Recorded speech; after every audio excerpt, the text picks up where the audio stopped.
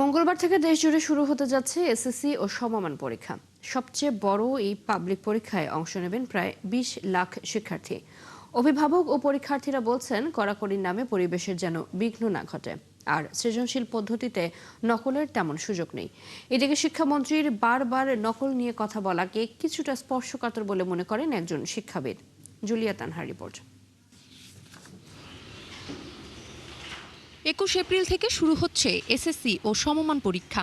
এবারের ব্যাচের প্রায় ২০ লাখ শিক্ষার্থী প্রথমবারের মতো কোনো পাবলিক পরীক্ষায় অংশ নেবে, কেননা তারা কেউ পিএসসি কিংবা জেএসসি পরীক্ষায় অংশ নেয়নি। শিয়া বাটার ও ভিটামিন সমৃদ্ধ লিলি বিউটি সোপ, তারুণ্যময় উজ্জ্বল ত্বকের জন্য। Dhaka residential model school and college থেকে এবার এসএসসি পরীক্ষা দিচ্ছেন সাবরিন মাহমুদ ইথান। প্রস্তুতি ভালো হলেও পরীক্ষা কেন্দ্রের পরিবেশ নিয়ে দুশ্চিন্তা তার। তো এটা আমাদের ফার্স্ট বোর্ড এক্সামিনেশন। এর আগে আমরা পিএসসি আর কোনো জিএসসি দিতে পারিনি করোনা বা নিউ কারিকুলামের জন্য। তো এটা আমাদের জন্য একটা প্রথম এক্সপিরিয়েন্স হবে। বোর্ড এনভায়রনমেন্টটা আমাদের সবার জন্য কেমন হবে এটার বিষয়ে আমরা কেউই শিওর না। এদিকে নির্বাচিত সরকার আসার পর প্রথমবারের মতো পাবলিক পরীক্ষার বড় আয়োজন। এক সময়কার শিক্ষা প্রতিমন্ত্রী এখন পূর্ণমন্ত্রীর দায়িত্বে। এই পরীক্ষা নকলমুক্ত রাখার বিষয়ে বেশ সোচ্চার তিনি। তোমরা কেমন আছো? ঠিক মতো লেখাপড়া করছো? করতে হবে, নকল আর হবে না।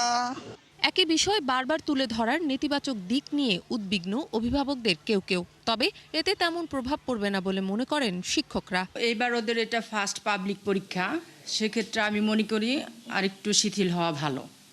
এক্ষেত্রে ওদের মানসিক একটা চাপ পড়বে।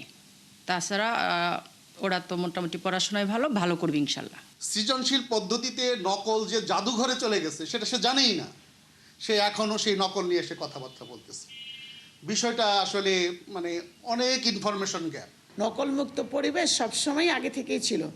আমার কাছে যেটা শিক্ষার্থীদের মনের উপরে চাপ, যদি এটা আমার মনে হয় সামাজিক যোগাযোগ মাধ্যমে এটা বেশি অতিরঞ্জিতভাবে প্রকাশ করা হচ্ছে। এদিকে একজন গবেষক জোর দিলেন ভবিষ্যতের দিকে। পুরো শিক্ষা ব্যবস্থা নিয়েই নীতি নির্ধারকদের চিন্তা ভাবনা করার পরামর্শ তার। শিক্ষা সংস্কারের দিকে বেশি মনোযোগ দেওয়ার, কেননা আমাদের সিলেবাস কোনটি, সিলেবাসটাকে নিয়ে আসতে হবে, আধুনিক করতে হবে, মার্কেট ওরিয়েন্টেড সিলেবাস বানাতে হবে, যার মাধ্যমে বাচ্চারা সত্যিকার অর্থে পড়াশোনা শিখবে।